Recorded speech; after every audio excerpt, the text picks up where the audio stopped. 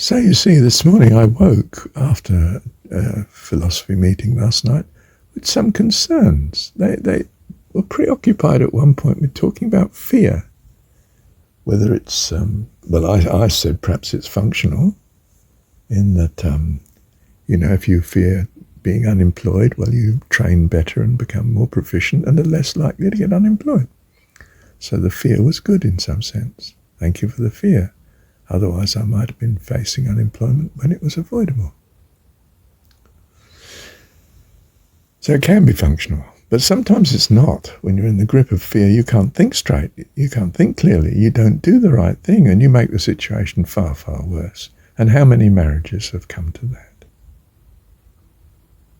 So you need to be in a situation where you are never overwhelmed with fear. What's that? Well, you trust in a greater power. I mean, never is a demanding thing to go for, and that's your ideal.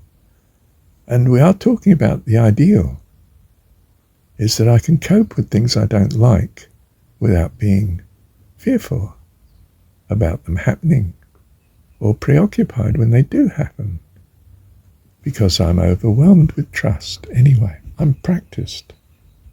My spontaneous reaction is to remind myself, God is all-powerful and loves me. My devotion is to Him and His kindness to me. Thank you then, Father, for this situation, because you're allowing it. Now what do I do in it? What's the best thing to do? Best in what sense? Well, best according to my values to date. What are my values to date? Oh, to love God with all my heart, soul, mind, and strength, to trust in Him. Trust in the Lord with all thine heart, and lean not unto thine own understanding. In all thy ways acknowledge Him. All thy ways acknowledge Him, and He will direct thy paths. Now you're calm as a martial arts man faced with a brawl or a situation, a dilemma. Calm, calculating, clear on his objective and what's best to do. Not overcome by fear at all. And your trust is not in some skill of your own, but in higher power, as they would have said in the Salvation Army when they're dealing with addicts. You need to trust in a higher power that will rescue you from this addiction. And remind yourself of such, and so forth. It overcomes addictions. It overcomes fear. In fact, there is no fear and no addiction with a practice of reminding yourself of what you trust in. What do you choose to trust in? Choose to trust in a God that is all-powerful and loves you. And therefore everything in your life is to blessing, is to goodness. Regardless of how it looks, my trust is in you, Lord. And you need to be trained, self-trained, in doing that. And ideally our childhood does that. You know, we say, now say thank you, sweetheart, when someone gives you something. And you might give an explanation like it encourages them, it's a blessing to them, and they feel it's more reasonable to do it in the future because you appreciate what is good, as opposed to, well, perhaps he doesn't value it anyway, I don't think I'll bother. You know, your childhood trains you in being thankful to others. How much more then, if there is a God, to trust Him and love Him accordingly? Do you gain anything by not believing such? No, not at all. Do I gain much by believing that there is this wonderful God who loves you and cares and is all-powerful? Yes, there are tremendous gains practice trusting such, and you'll start to see the gains in your life. More confidence, more assurance, more hope, more joy, more peace of mind, more clearness of mind, more creativity, more love in your life, more blessing, more health, more hope, fullness of life. And according to Jesus, even life eternal. Bless you in your practice, and you certainly will be. Thank you, Heavenly Dad. Well, when I say at the beginning of this recording that I woke this morning in some state of fear, it came upon me. I was reviewing how to cope with fear and how I had with my last marriage collapse. And actually, I'd been in a similar situation with the previous two. This sounds like a catalogue of disasters, doesn't it? But, well, not so in the outcome. Overall. But that's not the point. What got me at the time was the fear of the losses that I found I was in and facing, or desperately trying to run from and find a better solution. Couldn't find one. The sort of, am I exaggerating, terror that comes across you when you get desperate with circumstances. And I thought, oh, well, what's best to do in this situation? And it was not occurring to me, but, well, what was best was what you did.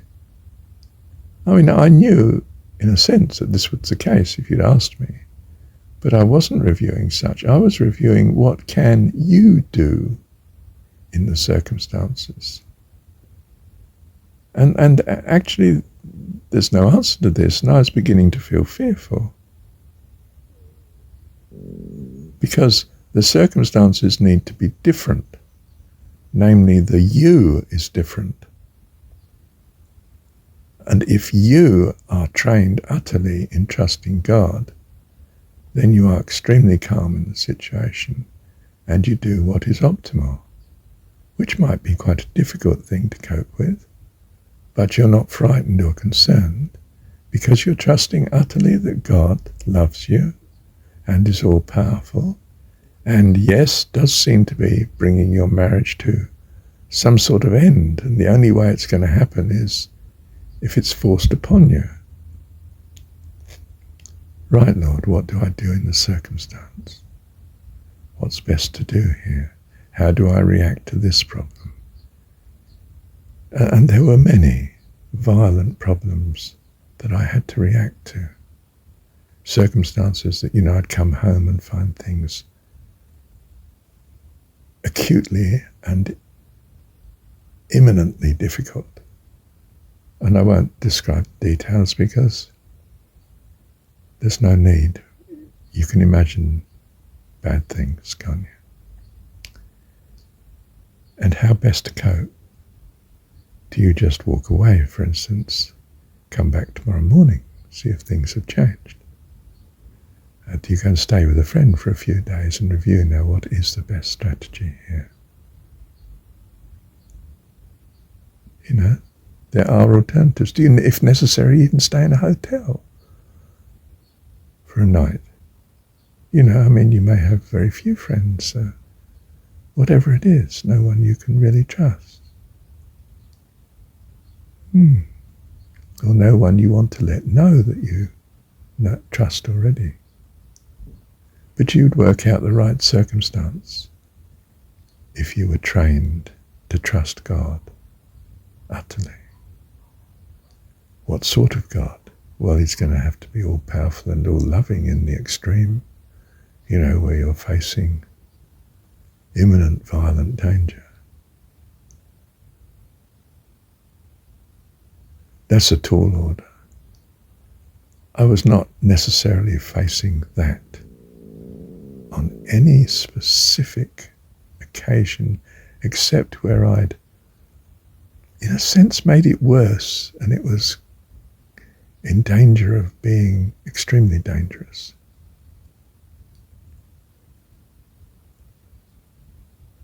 Do you see? It's not clear I would ever need to have passed into that situation had I been utterly calm and trusting in God, clear-headed, and headed off the catastrophes before they happen. I'm not certain. And if then the circumstance had happened, and I'd say died in the situation, even, well, we go on to the next stage and see what God has. And it might be wonderful. It might be nothing at all, in which case, complete oblivion, nothing. The dead know nothing. They're dead. End of story, as the secular would say. Science, well, you're dead. You can't think about it. The body's there. Cremate the body and forget it.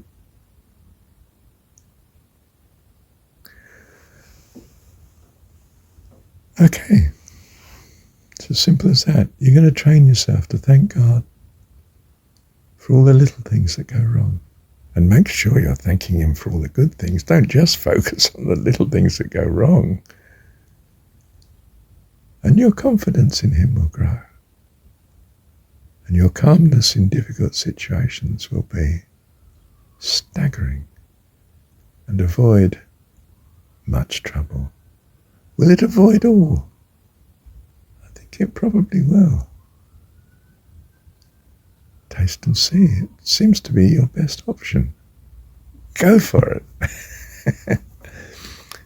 And of course, as you thank God for little things that go wrong, many of them you'll see were actually a benefit or not really a problem, and God did provide, and that's what the variety of life is, and you learned lessons that you needed to learn, and your life's the richer for these faults, not the poorer.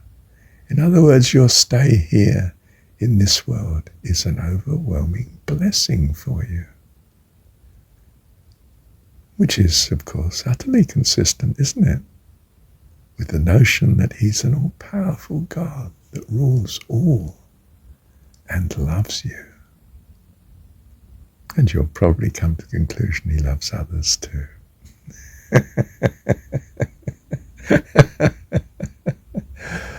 And that will make your life surprisingly wonderful. Bless you. And you are blessed, because you're a child of God, and he loves you. Thank you, Heavenly